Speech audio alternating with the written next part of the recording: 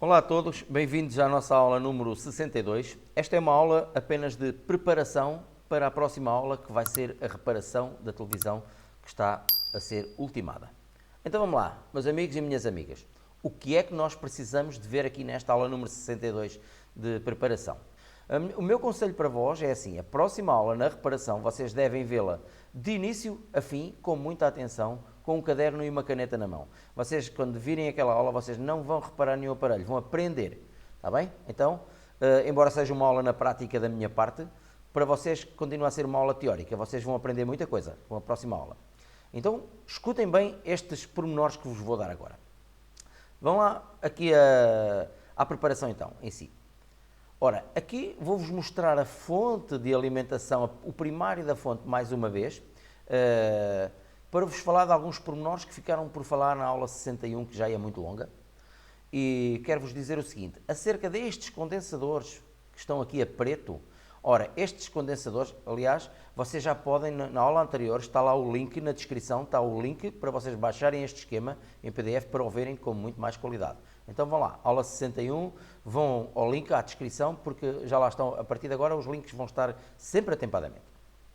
Então estes condensadores aqui, o que é que eles fazem? Estes condensadores são filtros, estes condensadores CY103, 102, 101, 104, estes filtros, estes condensadores são filtros. Aqui o CX102 e o CX101 também são condensadores de filtro, são condensadores de muito baixa capacidade. Isto para que é que serve? Uma fonte comutada, uma fonte chaveada, aqui por exemplo este MOSFET é um tipo de componente que vai estar sempre a ligar e a desligar, a ligar e a desligar, assim como este aqui, por exemplo, este vai ligar, este MOSFET vai ligar-se e vai ficar sempre ligado. Mas outros MOSFETs, como estão cá em baixo, aqui a comutar ou a chavear as barras de LED, por exemplo, isto gera muitos ruídos eletrónicos, ruídos que o nosso ouvido não ouve, não capta, mas gera ruídos eletrónicos que interferem com outros aparelhos. Interferem inclusivamente na imagem de outros aparelhos. E deste próprio aparelho, onde estamos ligados. Então, para que é que servem este condensador, estes pretos aqui, mais estes aqui em baixo, para que é que eles servem?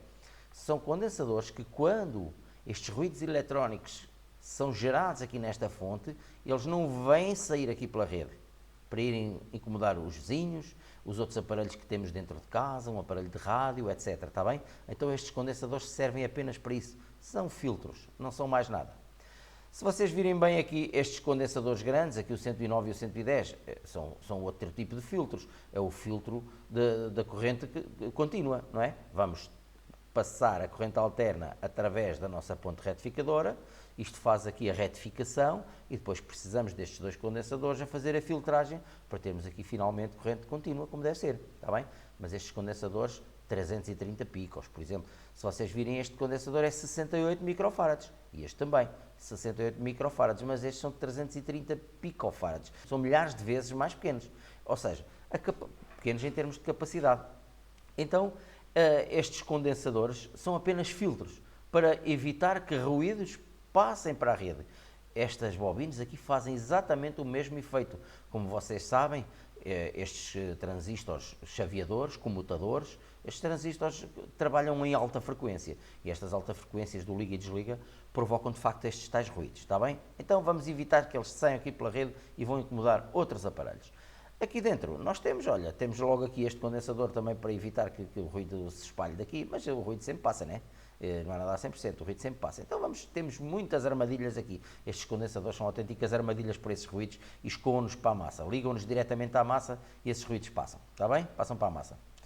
Quero falar-vos aqui ainda de outros pormenores. Estes dois condensadores que vocês vão ver que na nossa fonte de alimentação, um deles queimou, entrou em curto-circuito, são condensadores que trabalham até 2000 volts.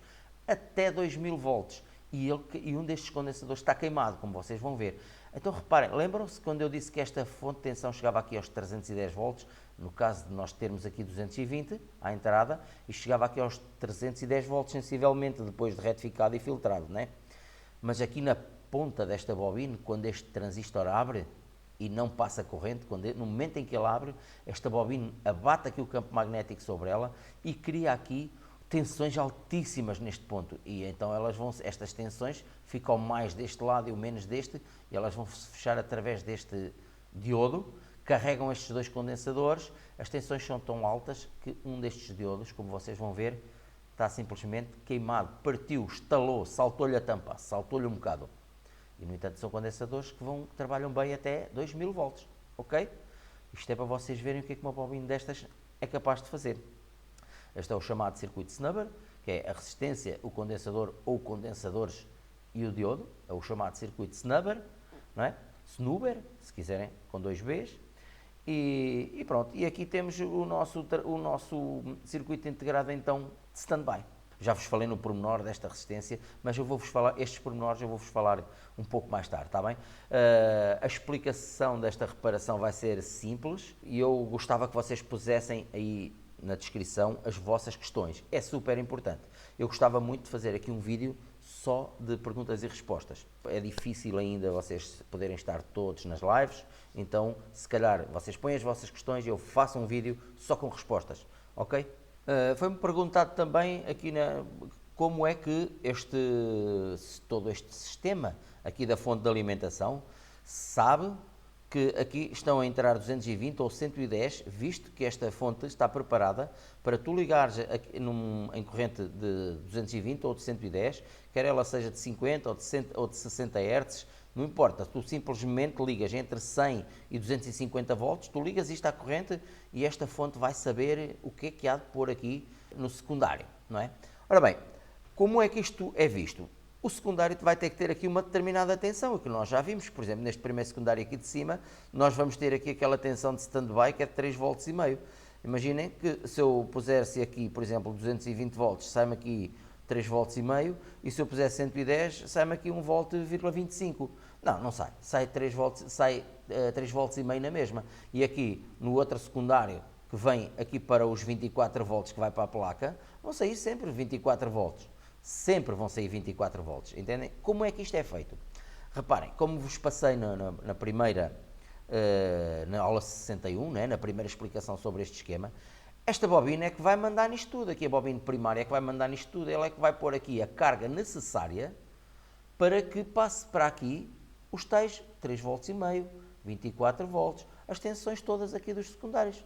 Não é? Se eu pusesse aqui o dobro da tensão na entrada e me chegasse aqui o dobro da tensão, queimava-me logo aqui o circuito integrado do stand-by. Não pode ser. Olha, este circuito integrado, reparem bem, como é que isto é feito? Vocês lembram-se aqui do TL431? Ora, este 431 vai ter aqui 2,5 volts, sempre.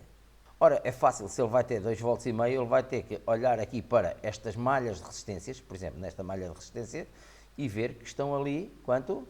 3,5 volts. Quando tiver ali 3,5 volts, esta malha de resistências aqui vai-lhe cortar aquilo que é necessário para lhe dar aqui 3,5 volts. 2,5 volts, perdão, não é? Então, 1 volt vai ficar nesta malha e 2,5 volts vão ficar nesta resistência. 2,5 volts ficam nesta resistência, pronto, então ela vai ter 2,5 volts. Se por algum motivo eu ponho uma tensão mais alta aqui na entrada e isto começa a dar uma tensão mais alta, o que é que acontece? O TL431 começa a dizer assim, pá, está aí uma tensão muito alta, circuito integrado aí do stand-by, faz-me lá uma onda quadrada com a tensão ON, que é o ombro superior onde tem os tais 5 volts, faz-me lá uma tensão de maneira que este primário da fonte, do transformador, me dê menos tensão, porque eu estou aqui a sentir muita tensão deste lado. É só isto, este TL431 vai comandar tudo isto. Acerca aqui deste circuito integrado, IC202, também houve quem me dissesse que não entendeu muito bem como é que isto funciona. Ora bem, então vamos lá ver como é que tudo isto funciona. Este circuito integrado aqui por baixo, através do pino 2, ele recebe aqui aquela tensão vinda cá de cima dos 24 volts. Então esta linha número 2, este pino 2, recebe aqui esta linha que vem dos 24 volts assim que este MOSFET ficar ligado. Pronto, quando esta linha ficar, mete ali, e isto é um conversor DC-DC. Um conversor DC-DC é um circuito que recebe uma determinada tensão DC, que é corrente contínua, não é?